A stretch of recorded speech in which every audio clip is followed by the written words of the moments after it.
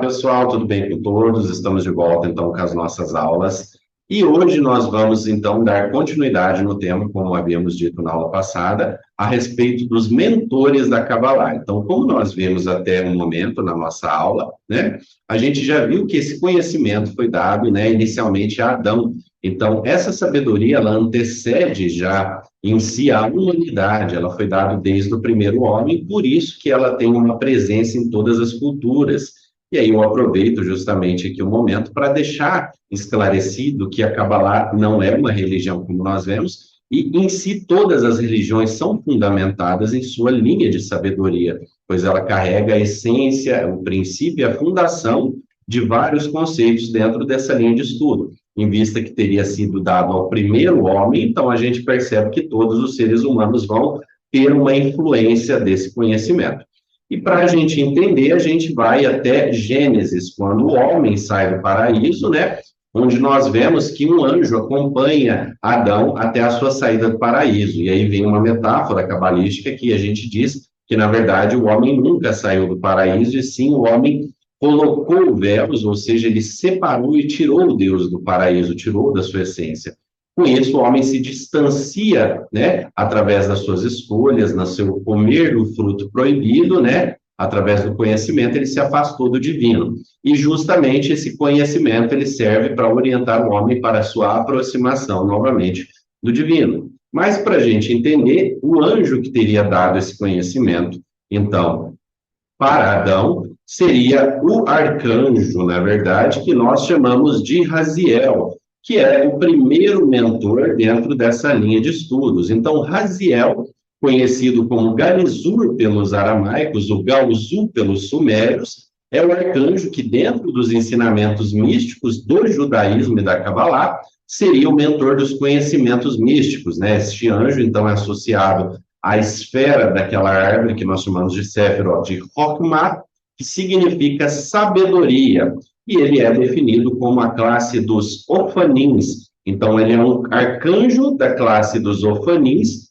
que teria orientado Adão de como trabalhar com esse conhecimento. Então, os primeiros relatos que se faz referência desse estudo são atribuídos a esse arcanjo que teria dado a Adão, teria também dado a Noé e a Abraão conhecimentos, tá?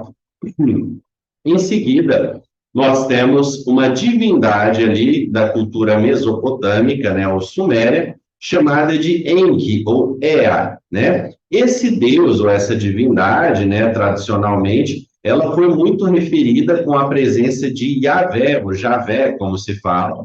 Ela é uma divindade ali da cultura suméria, ou mesopotâmica, que ela é atribuída à criação do homem, tanto que é feita muitas referências no princípio da criação, segundo a mitologia, que seria da cultura dos, né, sumérios, onde eles chamam literalmente esse senhor de Enki, que é o senhor dos céus, que a gente vai traduzir posteriormente e chegar a Adonai. Então, quando a gente fala disso, né, nós temos não só essa divindade como seu irmão, que era Enlil, que é associado ao deus do mandato, o deus da guerra, que na cultura hebreia também chegaríamos ao termo de Adonai de Sabaoth, tá bom?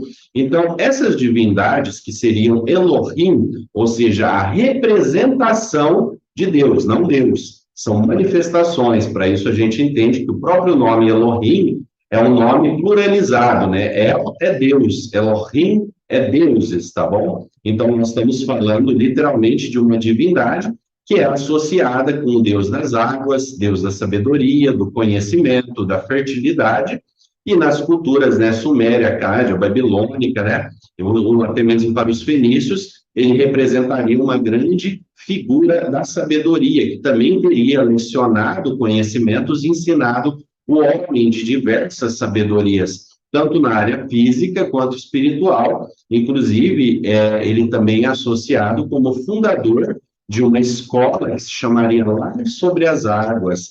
E esse Lar sobre as Águas seria um templo onde sacerdotes de diversas religiões, por assim dizer, né, culturas, assim como de diversas raças, não propriamente humanas, elas iriam ali desfrutar de sabedorias e conhecimentos no que seria popularmente depois conhecido como Atlântida, tá? Então, nós temos aí uma referência dessa divindade, onde se fala sobre esses estudos de conhecimento.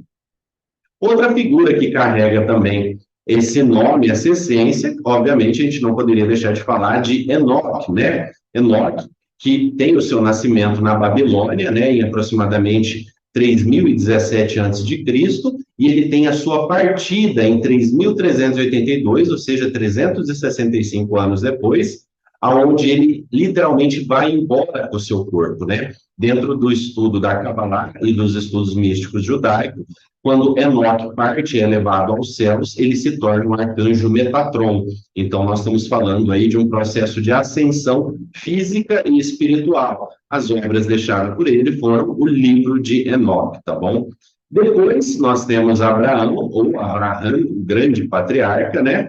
Que era o mentor do judaísmo, o cristianismo e o islamismo, e também associado, como a gente viu no princípio do estudo, ao hinduísmo. Nascido em Ur, na Caldeia, né? Ele teve também ali a sua grande marca deixada dentro do nascimento da cultura judaica, tanto é que para os judeus, Abraão é visto como o patriarca, né? E ali seria a origem da Kabbalah. Então, nós percebemos que a própria Kabbalah não tem origem judaica, ela já vinha de um caldeu, certo? Ele teve sua morte em Hebron, no Império Hitita, e viveu ali aproximadamente 175 anos, né?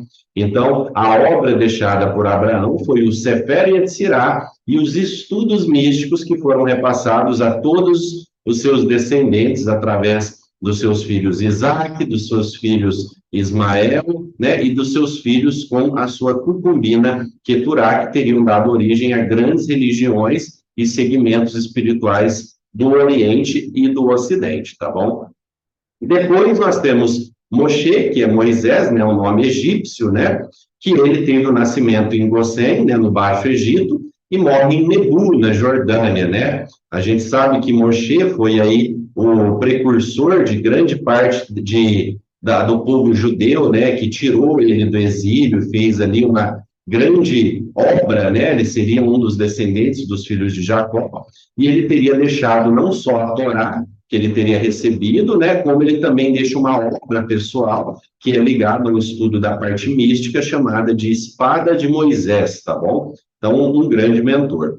Não poderíamos também deixar de citar, claro, um grande rabi, que nós chamamos de Yeshua, né, tradicionalmente conhecido como Jesus o Nazareno, ou Jesus de Nazaré, tá? Então, para poucos que não entendem, muitas vezes é comum associar ali uma certa má impressão entre o judaísmo e o cristianismo, acontece um atrito, né, pela disputa religiosa, mas sabemos que Jesus era um judeu, e ele era um rabi, né, também, e era um cabalista, principalmente pelas suas marcas deixadas em seu estudo, através de parábolas, de metáforas, e através de ensinamentos que ele fazia em suas assembleias, trazendo o entendimento dos céus, onde dentro do nosso estudo vai ser possível identificar várias dessas características que o deixam, na verdade, como um cabalista, tá? Então, a gente sabe que ele foi nascido em Nazaré e morre na Judéia, né? E, obviamente, sua obra, o cristianismo, e também a gente tem aí uma grande influência de tradição oral através da sua palavra, tá bom? Depois dele surge a linhagem do judaísmo mesmo, onde começa a ter uma direção, né, dali do povo judeu virado para esse estudo místico, onde nós temos o nascimento do primeiro rabi chamado de Abba também, que ele era justamente o precursor do judaísmo, né, como a gente chama, né, ele é justamente o pai do judaísmo rabínico Tanaim, que é o grande Rabi Akiva ben Yosef, literalmente Rabi Akiva, filho de José, tá bom? O nascimento dele em 50 depois de Cristo, sua morte em 136 aos 86 anos, tá? A sua vivência aí de 40 anos de Cristo a 135, ele é considerado o pai do judaísmo Tanaim. Depois temos uma grande personalidade da Kabbalah, que nós conhecemos como Rabi Shimon Bar Yochai, que é literalmente o que teria sido o autor da obra chamada Zohar, né? Então, ele também era um seguidor, um aprendiz do Rabi Akiva, certo? E ele teria o seu nascimento na Judéia também, 70 depois de Cristo, e sua morte em Meron, sua obra que ele deixa, o Zohar. Depois nós temos Nehunia ben Hakanah, que é literalmente também um grande rabino com diversos trabalhos deixados, assim como o Sefer HaBahir, que é chamado do livro da Iluminação, e a Epístola dos Segredos, que são obras ali ligadas ao conceito místico, tá? Então ele teria vivido ali entre os meados, né, do primeiro e do segundo século depois de Cristo, porém a sua morte não tem relato. Tudo que nós sabemos sobre esse grande mestre é relacionado ao seu aprendiz ou o seu discípulo, que era chamado de Harim Vital, né? Então, tudo que se tem sobre esse grande cabalista foi graças ao seu aluno que gravou e publicou os seus conhecimentos, pois ele mesmo só teria lecionado e nunca feito uma obra, certo? Depois nós temos Abraham ben Samuel Abulafia, tá bom? Ou Shmuel, como nós chamamos, seu nascimento em Saragoça, na Espanha, no ano de 1240, e sua morte também foi em Comino, uma ilha, né? Em 1291, ele teria sido, então, ali, o que teria trazido obras como a Cabala Profética, que é o estudo mais profundo que se tem sobre a linha meditativa, o livro Sefer HaOt, que é o segredo da Torá, ou a luz do intelecto, das letras, e ele teria também ali sofrido uma certa perseguição em sua época, devido à sua mística e seu aprofundamento dos estudos. Após ele, nós temos também um grande mestre chamado de Isaac Halevi Luria, conhecido como Ari, ou, né, o Ari Hakudesh, que é chamado de o Santo Leão, tá? Nascido em Jerusalém em 1534 e morto ali, né, aos 1500, em 1572, depois, né, aos 38 anos, né, a gente vê que ele morre jovem, e as obras deixadas por ele é o Sha'ar Hagil Bulim, o Portal das Reencarnações, e ele foi ali o precursor do conceito do Tzimtzum, que é a constrição que nós falamos ali algumas aulas atrás. Depois dele, nós temos Israel ben Eliezer, que é também chamado de Baal Shem Tov, que foi um grande cabalista, né, polono, que teria ali trazido também diversos conceitos e foi justamente o fundador do judaísmo racídico, né, ou o movimento que chamamos de Hassidismo, tá?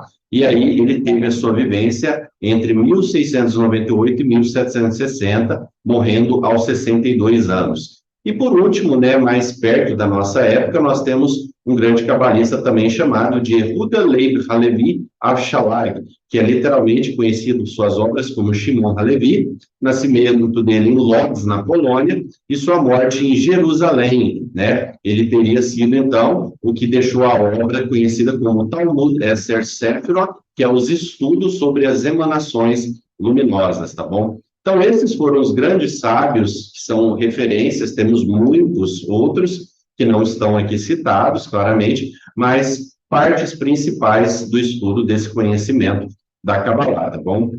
Na próxima aula, a gente, então, inicia um pequeno estudo sobre a árvore da vida, claro, e eu deixo aqui novamente esclarecido para todos vocês que esse estudo é apenas uma pequena passagem onde nós estamos conhecendo a Kabbalah de uma forma para entender ali a sua relação de conhecimentos e depois nós vamos aprofundar todos eles, tá bom? Desejo a todos vocês uma ótima semana. Shavuot Tov, uma ótima semana.